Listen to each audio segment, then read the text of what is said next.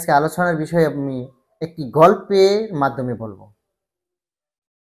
ধরুন, আজকে যদি কোনো একটা খবরের কাগজে শিরোনাম আসে যে শেখ হাসিনা মা হতে চলেছে, শিরোনামটা দেখে সবার চোখ কপালে উঠে যাবে এবং এতই আকর্ষণ হবে।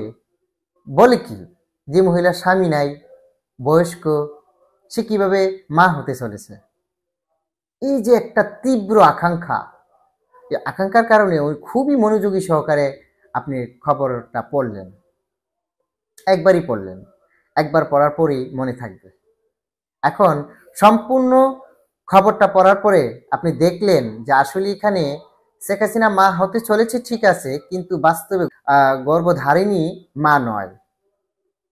বিষয়টা হলো এরকম, শেখ হাসিনা ভারতে অবস্থান করছে এখন। শুভেন্দু অধিকারী